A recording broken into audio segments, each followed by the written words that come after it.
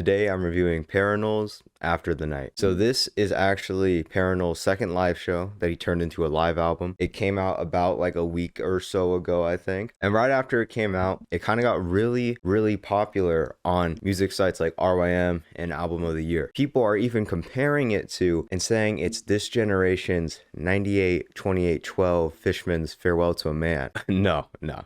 No, it's not. But I'll get into why it's not. The album's an hour and 26-ish minutes. There's 8 songs on this live album. 7 of them are renditions of previous songs on his second and third album. I don't know if one's from the first. It might be. I haven't listened to that one. From To See the Next Part of the Dream and his most recent album, After the Magic. And a mix of both of them. Most of the bangers from both of them are on this. And the final track, of course, is a live version of his single, Into the Endless Night. But instead of being like the 9-ish minute track that the original is, it is 46 minutes. There is a reason why people are connecting it to Fishman's Farewell to a Man, but if I'm being honest, the only similarities between the two albums are they're both live albums, they both have 40+ minute track as the final track, and they're both Asian. It ends there. There is no more similarities past that. All the tracks on this album though are pretty good renditions of the original, and I would say most of them are better than the original, but not by like some huge insane margin. They're pretty similar to the original versions. The only main difference for me being is I think Parannoul's vocals on this are much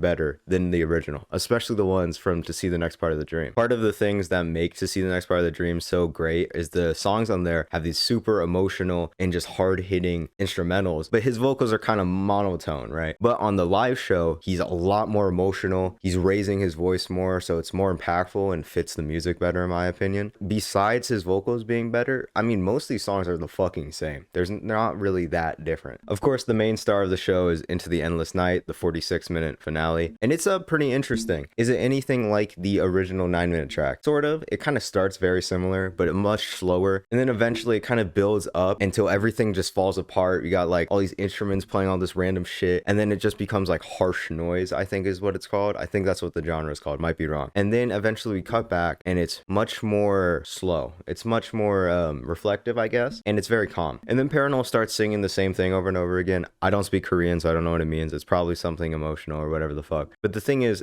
that I'm pretty sure he requested like his fans submit like audio files or some shit, because it's a bunch of different people basically saying like what they want to do, what they want to see, sort of shit, and it comes in playing behind the emotional music. Also, shout out to the guy who said, "I want to hold her hand again." That shit was fucking sad, dude. And then eventually we pick back up and it kind of returns to what the song started out as, except it has a few more elements than originally, and we end off on that, and it's a pretty good outro. For 46 minutes, I don't really think the song gets too boring. There are parts that I feel like just they kind of don't go together very well, or it could have flowed a lot smoother, but overall it's a really good track, and it's definitely the highlight of the album, and I really enjoyed it. Now here comes the comparison discussion. People are comparing this to what many people consider, online at least, the best live album of all time, Fishman's Farewell to a Man. Is it on the same level? Is it this generation's Farewell to a Man? Fuck no. In my opinion, the reason live albums are kind of written off a lot of the time is because that's all they are. They're kind of just slightly redone versions of tracks from multiple albums that they play together as sort of a best of, you know, this is a live show, right? It feels like a live show. And that's where Farewell to a Man stands out a lot, because despite all these songs being from their entire career, they're all redone to the point where, yeah, it's recognizable, but they're almost nothing like the original, because they're all reworked to fit this similar atmosphere that they're trying to match for the whole live show. The Farewell to a Man has something most live albums don't, which is it has a consistent atmosphere, and it feels like these songs are going together and that these songs fit together instead of kind of just being throughout their career best of sort of moment. That's why Farewell to a Man kind of almost doesn't feel like a live album, and if there was no audience in the audio, it would be kind of hard to tell it's a live album, just because it builds the atmosphere that a normal album does in a live show, and that's what makes it so amazing. So then the question has to be asked, does After the Night by Parannoul do that?